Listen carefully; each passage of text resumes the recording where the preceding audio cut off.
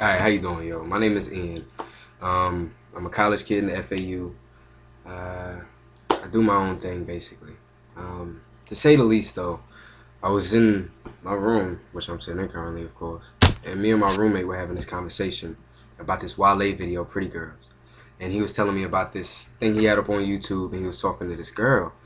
And this young lady is getting so worked up over the fact that she doesn't think he's African. Number one, what she really is, he's first generation. His parents came off the boat. Excuse me, he's second generation, and not off the boat in that sense, but that's a term that's used to describe anybody who's from a different place coming to America. I always say that, so don't get it twisted. Now, he brought to my attention that she is talking about mutts. And mutts being myself, I'm black and white. My mother is black and my father is white. And how mutts are not doing anything for the black community and they shouldn't be considered part of the black community. And they're not doing anything for the black community. Okay, I see that. She lucky she's pretty. Let's put it that way.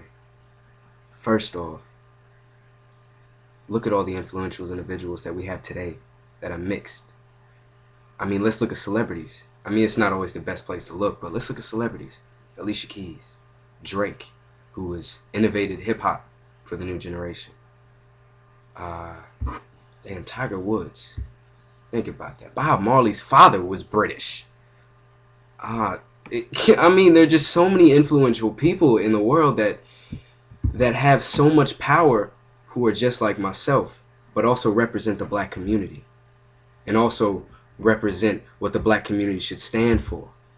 The media doesn't always exploit what the black community should stand for because that wouldn't make for an interesting story. But that's with anything.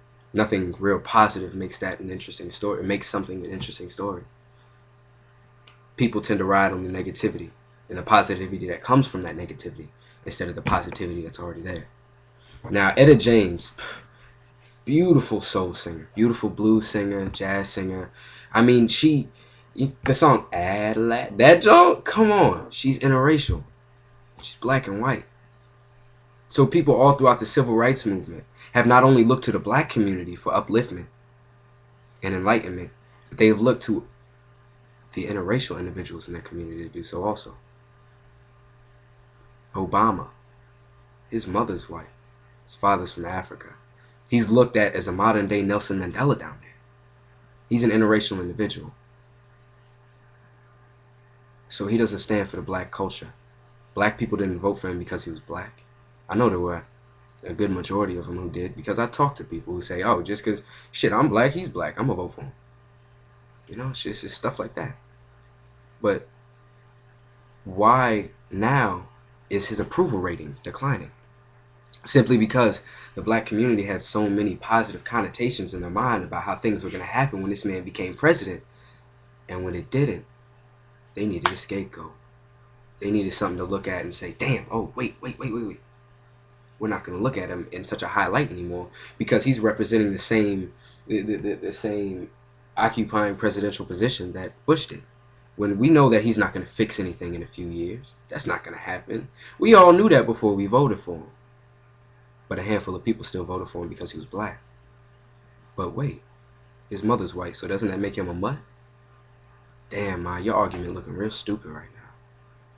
For real. I mean, everybody in the world does not look at the black community in a negative light. Only black individuals in black America and white individuals living in white America have those viewpoints. Other minority groups, maybe, but they're not as loud. We need to stop being so different in our views, and we need to oppose something that is similar. We need to oppose something that's bigger than ourselves instead of something we can look at in physicality and draw a bad experience from it. We should all look at something in light of what positive change is supposed to bring instead of what negative tabloid material might come at it. Open your mind. Don't rest on bliss. The bliss of ignorance. Don't do that.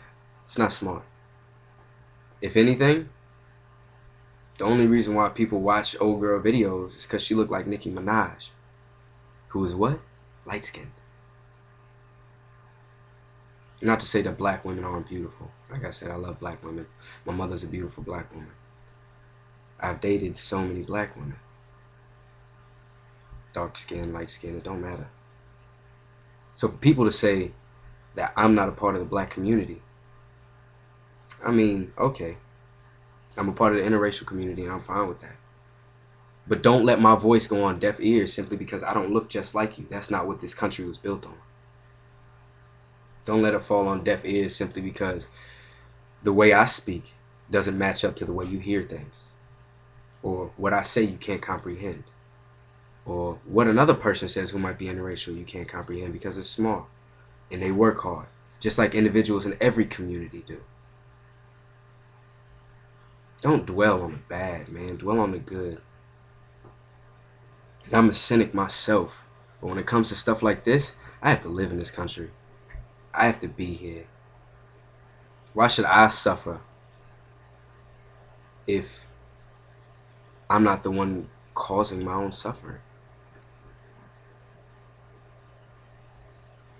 You know?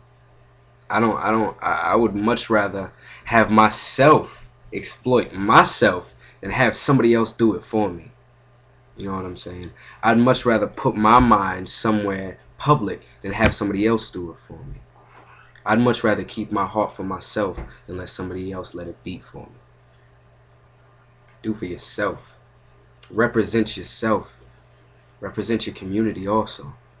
But do both exactly the same. Because if you don't, you're not going to have any personal identity.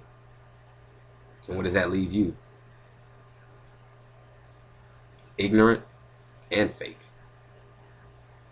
Nobody wants that shit.